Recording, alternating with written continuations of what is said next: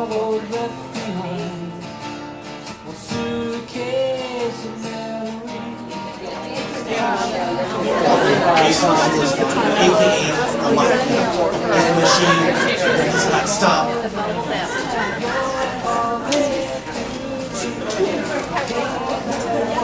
Alright. Time to bring this up. Fun one. So I thought we'd end on alcohol because it sounds interesting. I'm not drinking. Drinking is I know. So within the APS, again, the APS is the small subset of APS work that I do. Alcohol is always such a it's just what do you do with these people, right? And then it becomes so challenging. Again, I have such a small part of it, but with capacity, so it's just these circular arguments that we find ourselves in, right? Where it's, do they have capacity? No. How come? Because they're drinking. If they weren't drinking, would they have capacity? Maybe, but we don't know because they're always drinking. So you're saying they might, and it's just like, oh my God, I think this. So now we talk about alcohol and kind of alcohol histories, and the other reason I wanted to talk about, again, alcohol with an APS related group is when we do the, when we're starting to think about removals and that sort of thing, there are very real risks to people who are alcohol dependent.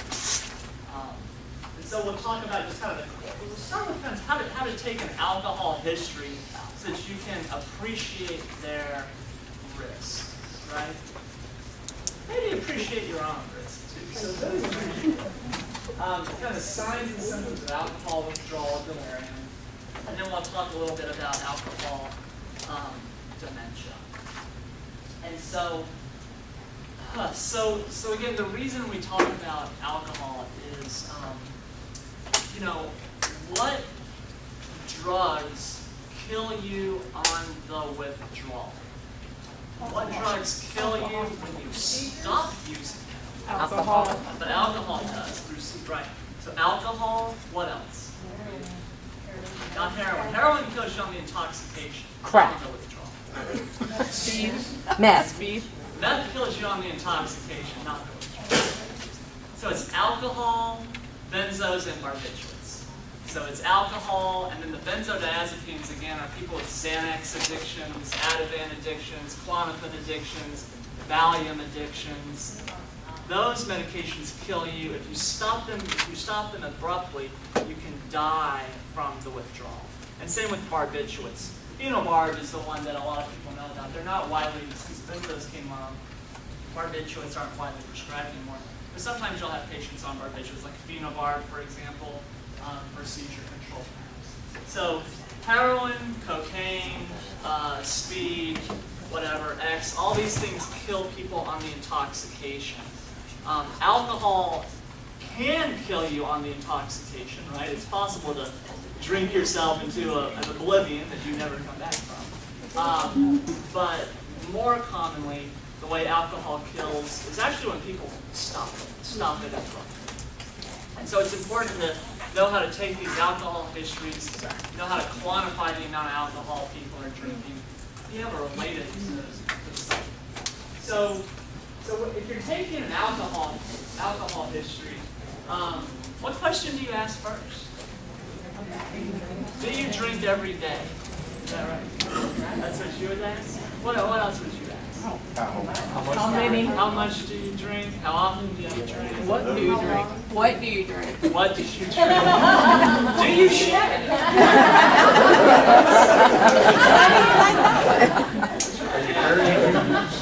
Let me show you how to make it cosmopolitan. The question that I commonly start with is, can you tell me how many drinks a week might you have? Right? How many drinks a week? I rarely start with, do you drink alcohol? Because it can sound in a way judgmental. So I always just assume that the person drinks and just very matter of fact, after I've talked to them about smoking, got their smoking history, And I'll say, okay, now can you tell me how many drinks do you have in a week? And sometimes they'll say, well, none. And sometimes they'll say the opposite of none. So I always start with that question. How much alcohol do you drink? What question do you ask after that? Are you currently drinking? Are you currently drinking? What other questions might you ask? What's that? Last time. When was the last time you drank? That's a critical question. Yeah. I always ask, what size are the cans, right? So of course this is assuming they're a beer drinker. So sometimes, oftentimes when people are talking about this specifically for beer, they might say, well, I have 3 or 4 beers a day, right? And so the next thing I need to know is how big are the cans, right? And so, are we talking about just 12-ounce cans, or are we talking about the big ones, right? Exactly, right? So there's a difference between 3 40s a day versus 3 12-ounces. And then the next question is the one which is critical, which is when was your last drink, right? When was your last drink? And so if someone is a beer drinker, say, and so it's like you can sort of, everything can be related to a 12-ounce. Like all of life can somehow be related to a 12-ounce can of beer. So as we talk about beer, let's keep in mind that in my mind I'm talking about 12-ounce cans of beer, not anything bigger than that. So how might a patient quantify, or client I should say, quantify the amount of beers they drink in a day? What might they say? I drink what? I drink a 6-pack a day, a 12-pack. They might say they drink a case. So when I talk to my medical students about alcohol, it's a very diverse group when I'm talking with my medical students. Some of them are very alcohol naive, others are not. And so, so I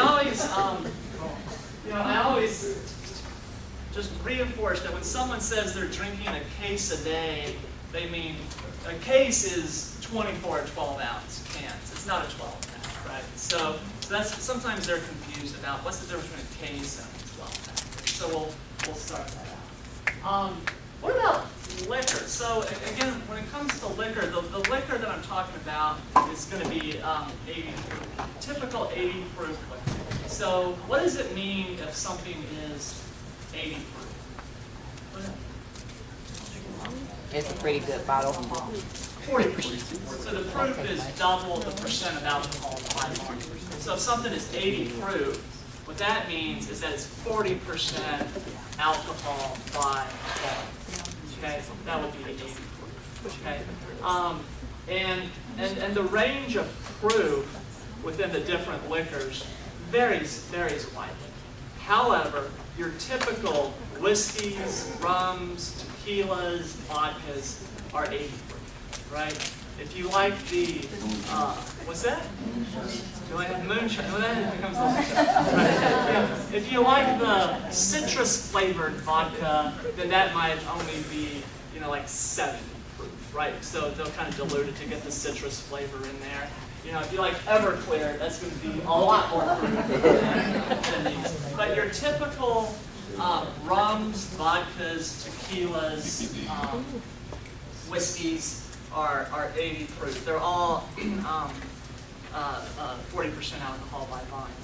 So I'd encourage you maybe after this to take like a field trip to a liquor store and do some field research to see all the different proofs. Okay.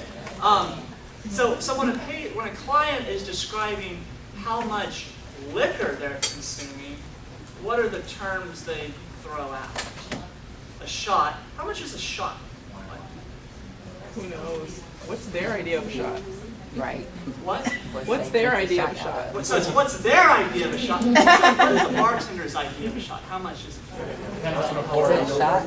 It's not really that. So by definition, it's 1.5 ounces, right? So a shot by definition is 1.5 ounces. So they might say they have a shot, but you're right. This is a group with lots of wisdom. What is your idea of a shot? Right, it may not be, they may not be measuring out 1.1 ounces. Okay. All right, what else might they, how else might they quantify the amount of liquor that they're drinking? I drink a what a day? A fifth. I drink a fifth a day. What's a fifth? What does that mean? That's like a, what is it? I don't know. It's like one of those bottles. It's the whole bottle. Yeah, so a fifth, right. So a fifth is a fifth is 750 cc's. Wow. Okay, so a fifth is, so if in your mind, in your mind picture a bottle of wine. Just a regular bottle of wine. Not the bonus bottle, not the box of wine. Just picture a regular bottle of wine. A regular bottle of wine is 750 cc's. And nobody ever says, I drink a fifth of wine. That would be weird. But they will say they drink a fifth of whiskey or whatever, right? So a fifth is 750 cc's. Why is it called a fifth? You know? What's a fifth? It's a fifth of a gallon. So a fifth is it's called a fifth, and it's a fifth of a gallon, right? And so, when you're quantifying all of this, drinking a fifth, which is 750 cc's of 80 proof liquor, is the same as drinking 18 12-ounce beers. Okay, it has the same amount of alcohol as 18 12-ounce. Yeah, so 18 12-ounce beers is the same as drinking a fifth.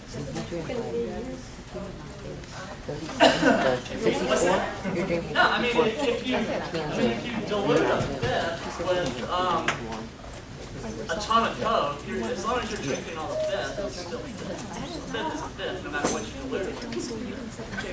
54 cans. Ashley said.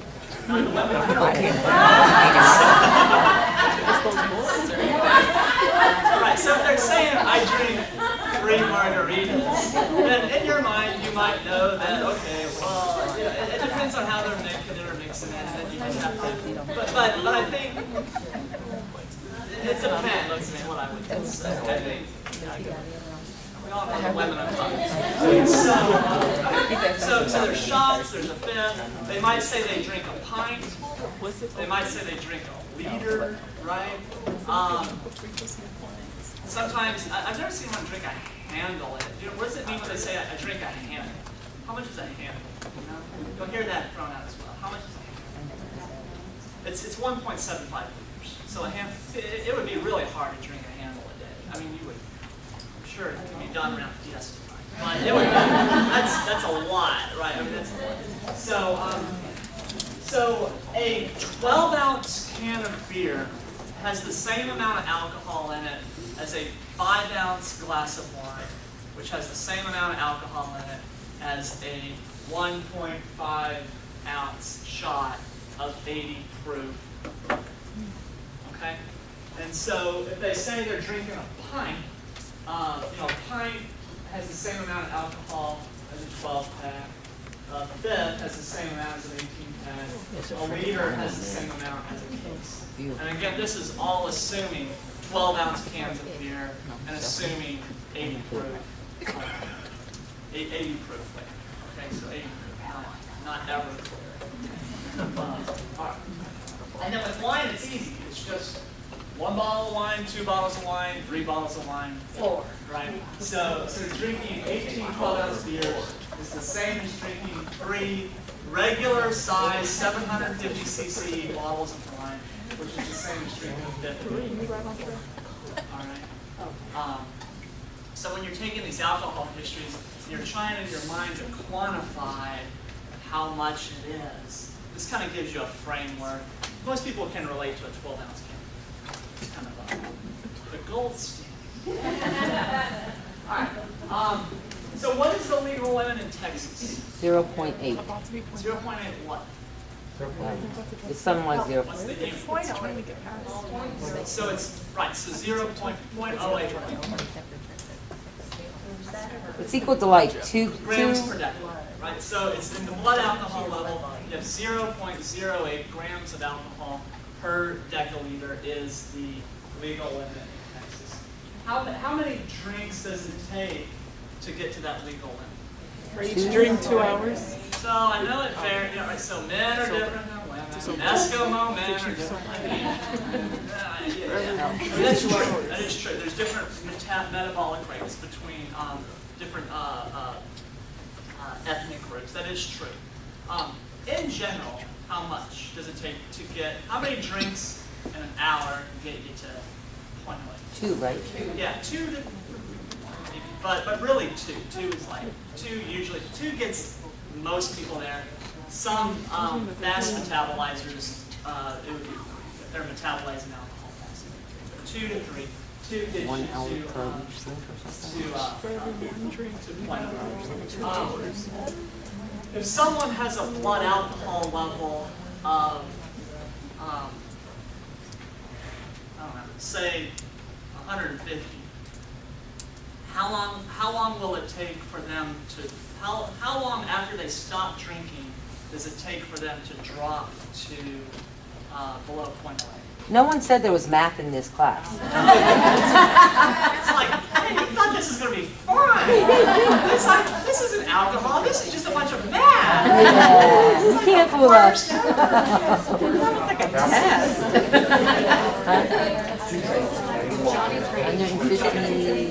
150. For every drink, it's 2 hours. Yeah. So you're right. So the legal limit in Texas is 0.08 grams per deciliter. If you ever get hospital records on your clients where an alcohol level is drawn, hospital records always put it in milligrams per deciliter. So instead of 0.08, you'll see 80, right? So there's kind of a unit conversion thing there. So in hospital labs, it would be 80 milligrams per deciliter is the legal limit. And the body metabolizes 25 of these blood alcohol level units per hour. So if someone has a blood alcohol level of 150, for them to drop to, say, 75 or 0.075, 3 hours would have to go by. So you metabolize 25 units. Your units are milligrams per deciliter. You metabolize 25 per. And so this is a real problem in psychiatry, for example. It's not unusual for someone to come into University Hospital's emergency site and they'll have a blood alcohol level of 350. You know, the typical story is their girlfriend broke up with them, they got shit-faced drunk, they cut their wrists, and the police brought them into University Hospital. So there's no point in doing a suicide risk assessment on someone who's intoxicated. We have to wait for them to sober up before we can start talking with them about doing suicide risk assessments. But if someone comes in with 350, and we're not going to interview them until they're at 50, they're going to sit there sobering up in University Hospital ER for 12 hours. Right? It takes 12 hours for them to get to the point to where we can safely interview them and have their information be valid. Right? So, okay, so about 25 units per hour. So let's talk about alcohol. So I've told you there's 3 drugs that kill you on the withdrawal. Alcohol, benzodiazepines, and barbiturates are the 3 that kill on the withdrawal. You'll hear about delirium secondary to alcohol withdrawal. So the DSM-4 terminology is that someone will have delirium secondary to alcohol withdrawal. What is that in the common language? So what's the common language for alcohol withdrawal? DTs, right? You'll hear DTs. So DTs stands for delirium trance, right? So when you're taking an alcohol history, it's always important to ask the person, if the person has an alcohol, has alcohol-related problems, to ask them, have you ever had DTs? Have you ever had problems when you stop drinking alcohol? And if they say, well, what do you mean by that? Then what types of symptoms can you describe? Shakes. So tremors, certainly. Do you ever have shakes? What else? Nausea. Nausea, Knowledge of harmony, absolutely. What else? Sick. Memory loss, yeah. So memory, yeah, but they can become like acutely confused. What's that? Right, so they'll have tactile hallucinations. They feel like things crawling on them. They may see things that aren't there. Diarrhea. What's that?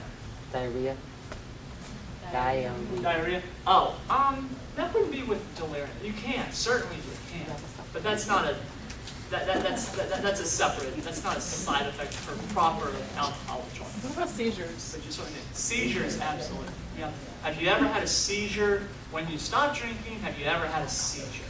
Right? That's the type of question that you have. And then basically what we know about,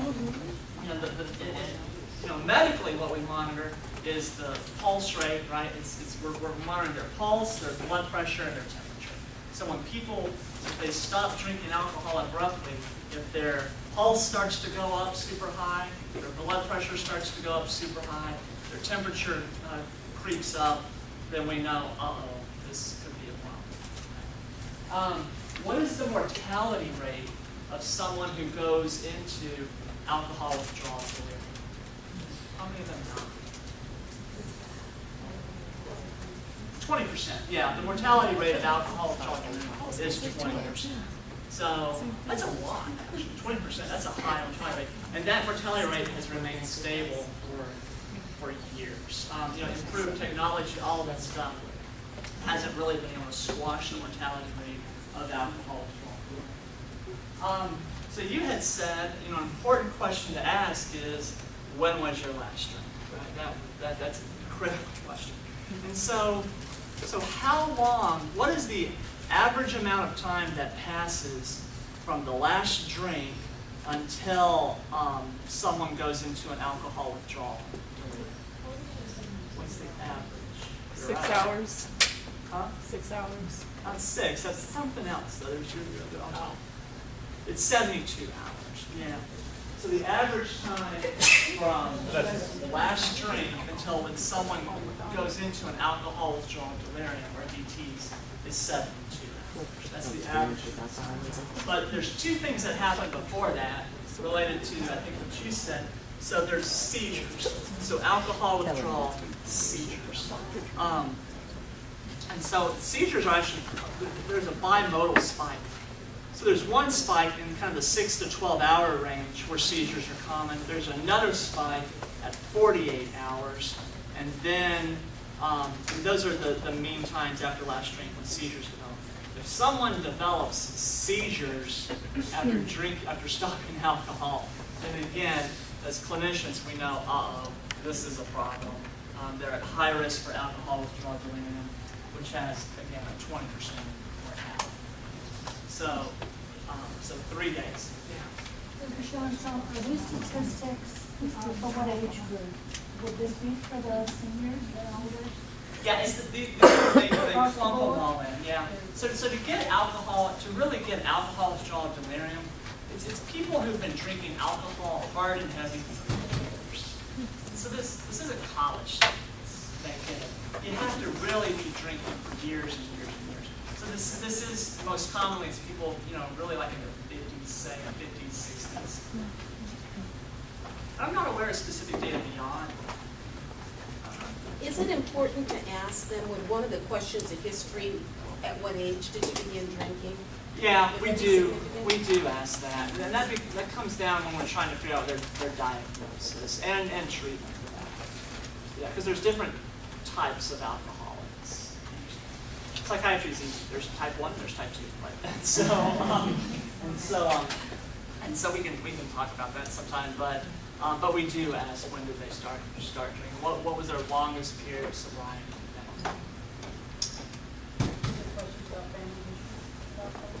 Yeah, and again that goes down to the type of alcoholism that they might have, because it predicts treatment. So again, there's two types of alcoholics. There's type 1, and so type 1 alcoholics are the ones who maybe experimented with alcohol in high school, maybe experimented a little bit more with it in college, and then they get a job, and then they start drinking more, and then life gets stressful, and they start drinking more, and by the time they're, 30 or whatever, they're now dependent on alcohol. And then there's type 2 alcoholics, which their dad is an alcoholic, and their grandfather's an alcoholic, and their whole family's an alcoholic, and they didn't just start experimenting with alcohol in high school, they started drinking in high school, and they probably didn't even graduate from high school, and they were basically an alcoholic by the time they were, in their early 20s, if not sooner. And so when you look at heritability, it's those type 2 alcoholics, genetics influences those behaviors much more than the other type of alcoholic, which is influenced more by psychosocial factors. It becomes important with treatment. So for example, if someone's depressed in the setting of alcohol, antidepressants can make alcohol consumption in type 2 alcoholics worse. It can worse. So we got to be careful how we treat all of this. So yeah, it is. So again, for alcohol withdrawal delirium, kind of review the signs and symptoms that we get worried about are tremor, blood pressure changes, pulse changes, temperature goes up, hallucinations, especially tactile hallucinations. Or feel bugs crawling on them. So we can talk a little bit about, how does this happen? What are the mechanisms behind this alcohol withdrawal delirious state? And it has to do with the receptor systems that alcohol is acting on. There's two different receptor systems that it's acting on. It's acting on an excitatory system called NMDA and an inhibitory system called GABA. And so NMDA is what excites the nerve cells. It stimulates them and it causes them to fire. And so would you guess, does alcohol stimulate or inhibit the excitatory system? It inhibits it, right? Right. Alcohol slows you down, right? So it's going to inhibit the excitatory system. The excitatory tone falls down. Do you think alcohol inhibits or excites the inhibitory system? It excites it, right? So what I want you to appreciate is that alcohol slows the brain down by two ways. It stimulates the inhibitors and it inhibits the stimulators, right? And so it slows your brain is slowed down two ways, right? So if you're a nerve cell and your excitatory receptors keep being blocked, it just keeps blocking, what is going to be the response of the nerve cell? What would the nerve cell do? Do you know? It'll make more of them. It'll make more receptors. It's like, if they keep blocking my receptors, I'm going to make more excitatory receptors, much more excitatory receptors. So it's going to just crank them out, and it's going to make more. It's going to upregulate. And similarly, if you're a nerve cell and your inhibitory system keeps being stimulated, then the nerve cell is going to say, we got too many of these. Let's make less of them, in fact. So it'll make less of these inhibitory receptors. So all of a sudden, you're going to have hardly any of the inhibitors and a whole lot of the exciters, and then you stop drinking, right? So then, it's the end of the month, the check runs out, and you stop drinking, right? And so then, all of a sudden, you have all of this excitatory receptors. You don't have any inhibitory receptors, and now the nerve has a seizure, essentially. And then the body has a seizure for real, and then you go into this alcohol withdrawal. And so when you think about the how do we treat this? What do we do about it? One of the things that can become confused is why do we put alcoholics on sedatives like Ativan, for example, right, or whatever it is. So what we're trying to do when we're detoxing people off of alcohol, there's nothing we can do about their excitatory system. There aren't medications that work on that. But what we can do is continue to stimulate the inhibitors so that the brain slowly readjusts back. It slowly comes back online as all of these receptor systems are rebalanced effectively. And so when people get admitted for detox, they get put on medications like Valium, Ativan, lithium, these benzodiazepine compounds to keep the brain slowed down and to have it speed back up gradually. They get put on behaviors.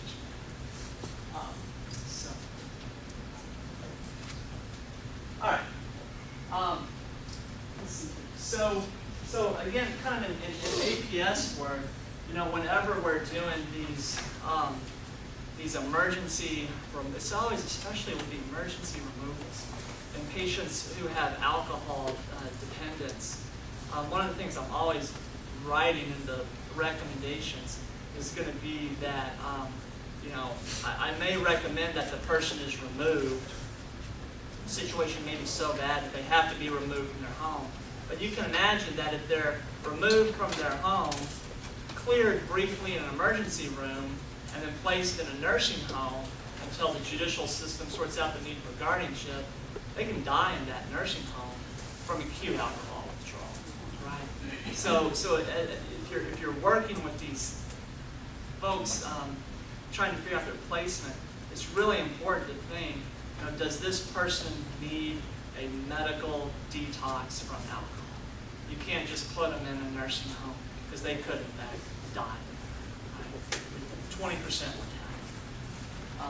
So that becomes critical in working with the alcoholics, especially if you're pulling them away from their alcohol. So we'll talk just a little bit about dementia secondary to alcohol dependence.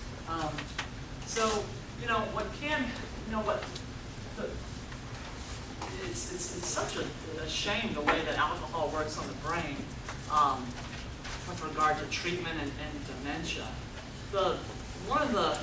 Sadly, you'll hear about people who quote unquote pickled their brain with alcohol, and the real tragedy is that the more detox episodes that they go through to get off the alcohol, the more fragile their brain actually becomes, is the sad truth. And so this isn't to say that we shouldn't try to detox people off of alcohol, but what happens is that when they stop drinking alcohol, what happens, what I told you before, is that there's these excitatory systems that have calcium flowing through the channels. And when too much calcium enters the nerve cell, it kills the nerve cell. So every time a person who's dependent on alcohol stops drinking cold, all of this calcium is entering their nerve cells and killing it. And so if you have one alcohol detox episode, you're going to lose X number of neurons. And if you have, say you stay sober for 6 months or whatever, then you start drinking again, and then you have another detox, you're going to kill off neurons. So every time you go through a detox episode, neurons are dying, in fact, because of all of the unopposed excitatory tone. So one of the real tragedies with alcohol detox is the more a person tries to detox, the more demented they actually become because of the excitatory neurotoxic damage. Yeah. And so there's different types of alcohol-induced dementia. One is just when it's brought on by these just kind of chronic detox episodes. The other kind that we'll see in alcohol, that would be Korsakoff's would be an example of that. The other thing that we'll see are the alcoholics who do nothing, because they do nothing but drink, they don't eat food. They have very poor diets. And what will happen is they'll become thiamine deficient. And when they become thiamine deficient, then the thiamine deficiency induces this delirious demented state. And so, what you'll see is, they'll have these just kind of confused, delirious-like mentation. Their whole gait changes. They kind of start walking in this robotic type way. the other thing you'll see in these thiamine-induced deficiencies is that the muscles that move their eyes stop working. They become paralyzed with that. And so, what doctors do, they'll follow my finger, right? And, they should be looking at the finger. And so in these thiamine deficiencies, you'll sit them down and say, okay, follow my finger, and they'll just keep staring at you. You'll say, no, sir, just follow my finger. They just keep staring at you. No, sir, just follow my finger, and he'll say, I am. Right? But he can't, right? I mean, and so when people, so this is why the banana bags, what are called the banana bags, are given in the emergency, in emergency medicine settings. Those banana bags, which is bags of really of water, of water. What turns it yellow, in fact, is the vitamins they put in. And it's the thiamine and the B12 that they'll put in those. And so not only does the alcohol induce dementia states, but oftentimes these alcoholics are so nutritionally depleted that they have these vitamin deficiency induced cognitive deficits as well. Again, kind of going back to capacity issues, it's just so hard with them because we really do just sort of these circular arguments, and with alcohol, everything just becomes so cultural. So again, there'll be these arguments that, does he have capacity? Well, no, he's drinking. He doesn't have capacity because of these alcohol states. Well, if he wasn't drinking, would his capacity be restored? Well, maybe it'd be restored, but we don't know because he's always drinking. And then all of this occurs sort of in a culture that rightly or wrongly views alcohol dependence as a lot more blame of the patient is attributed in alcohol-dependent states. Like, well, if he would just quit drinking, then he'd be okay, and that's his choice, and it may or may not be his choice, kind of depending on your perspectives. So again, a lot of the judges that we work with, if the incapacity is because of alcohol, it's pretty rare that these patients get placed under guardianship because, it's alcohol. If there's such a thing, I hear a lot, that functioning alcoholic. Functioning alcoholic. Yeah. Sure. Well, yeah. So people can be alcoholic. They can be dependent on alcohol. Dependent meaning that they've built up tolerance, right? Yeah. It requires more and more of the alcohol to get the same psychological effect. And dependence also meaning if they stop drinking, they develop withdrawal symptoms, right? So someone can have withdrawal intolerance, therefore be dependent on alcohol, and still, function in the world. Yeah, absolutely. I mean, I see that in my profession, physicians, right? I mean, you'll see, the Texas Medical Board will release, people who've been sanctioned and physicians that have been sanctioned, and a lot of them are alcohol dependent, and they're functioning pretty well, but yeah, so absolutely you can have high functioning alcoholics. Yeah.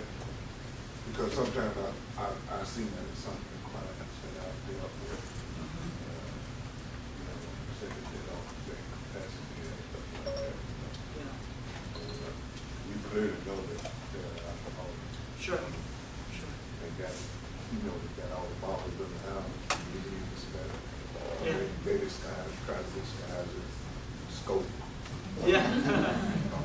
Bottle, but you can really tell. Sure. Yeah.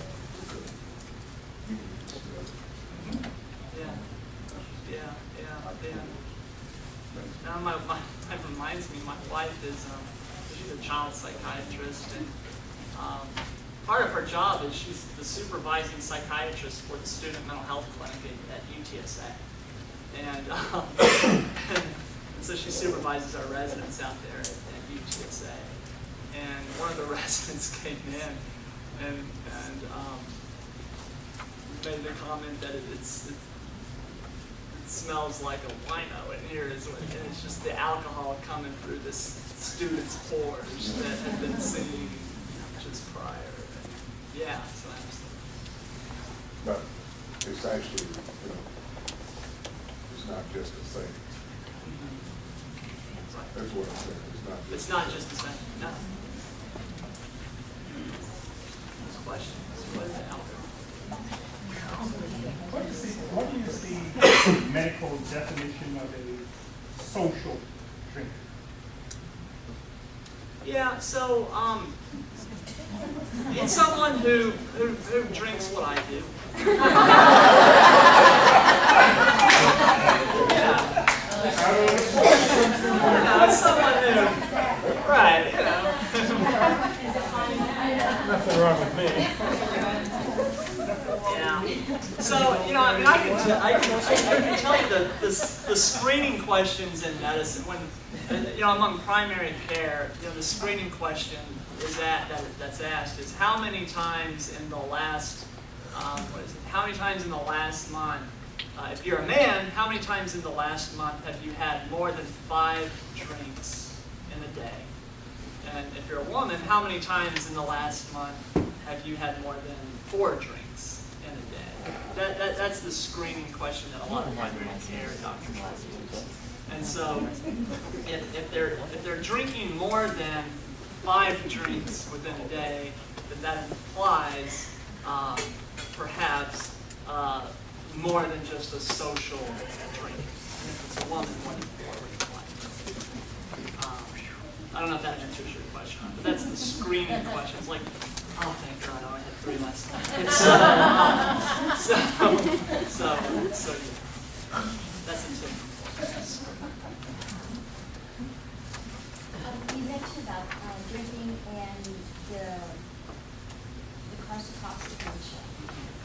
Are alcoholics at a higher risk for Alzheimer's type dementia? Are there any studies or anything that... Anything that renders the brain more fragile is a risk factor.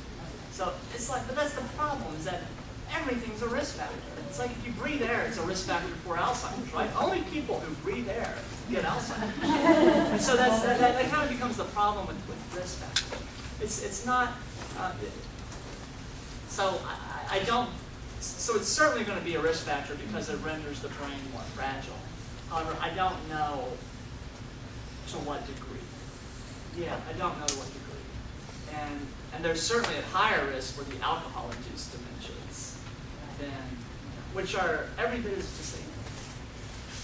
What about dementias in alcoholics after recovery? Is there a trend for certain types of post-recovery dementias? So if someone's an alcoholic and then they stop drinking, Exactly. are they now at risk for a certain type? The risk that they would be at would be for vascular dementia, because alcohol can induce blood pressure changes. It can change your lipid profile, increase like cholesterol, that triglycerides, your whole lipid profile. And then if your lipid profile changes, then that's a risk factor for cerebrovascular disease. So is there like a recovery, like smokers? They can get better. Their chances can get better. So is it the same with alcoholism? If they quit drinking at whatever age, their chances are better than they would be? Absolutely. Yeah. I mean, it's not. If someone asks me, would I rather have alcohol dementia or Alzheimer's disease, I'd take alcohol dementia because, one, it's more fun, and two, there's like hope on the horizon, right?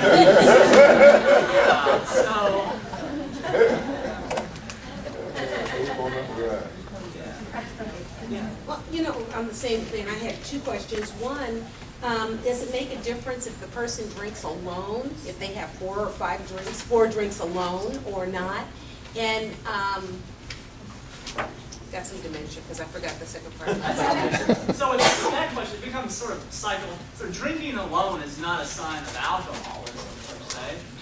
So if you're, if you live by yourself and you go home and you pour a glass of wine and you're reading a book at night and you're enjoying it, that doesn't mean you're an alcoholic just because there's you don't have friends to drink with, right? Right? And in fact, maybe staying away from those friends allows you to drink less, right? I mean, who knows, right? Depending on who your friends are. So, with the margaritas down here. I don't. There's nothing to suggest that drinking alone. I mean, that's not. You know, the typical question. You know, the screening questions are the 4 and 5 days.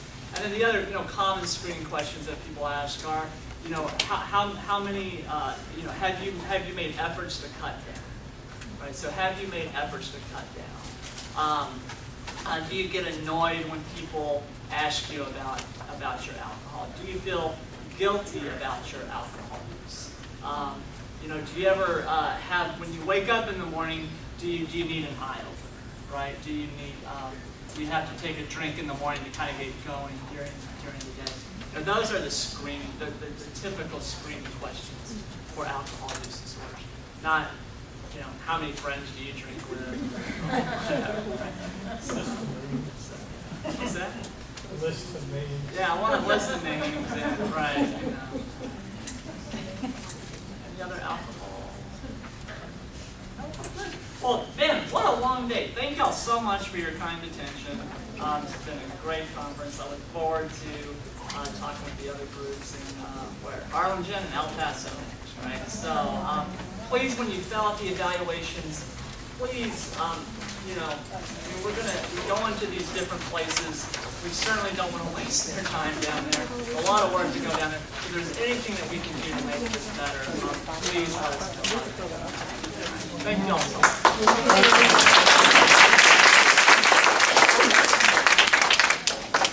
Just going to wrap up really quick. Again, thank you all for coming on behalf of APS and the UT Health Science Center for taking the time today. And Joe's going to go ahead and wrap it up as far as the evaluation that y'all need to do. Thank you, and thanks again. The whole day. This one talk went out. No, the whole day. No, Friday. Good. Bless you.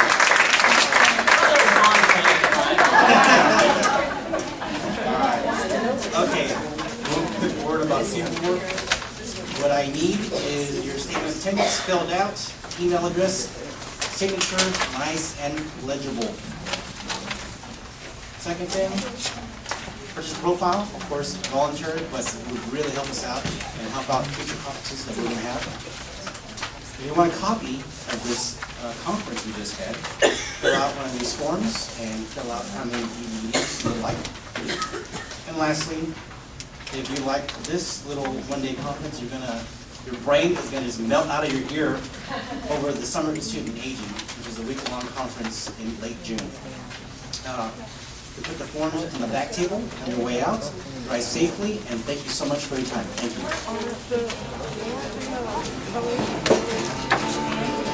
Well, I guess there is anything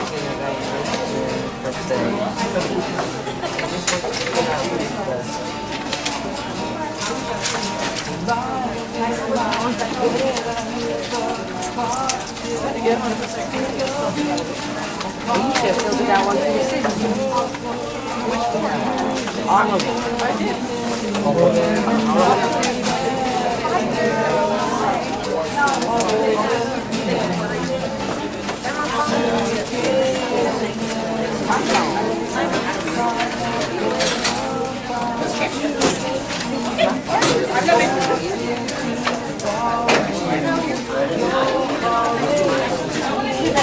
See y'all later. Nice meeting you. Give me a hug. Good seeing you. Yeah, we'll see you. I'll be there. I'll be there.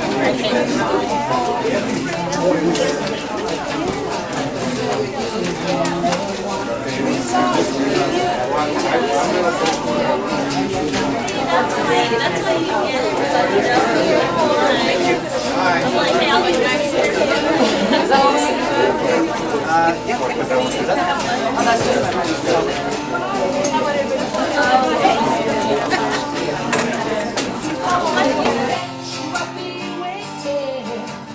Time after time.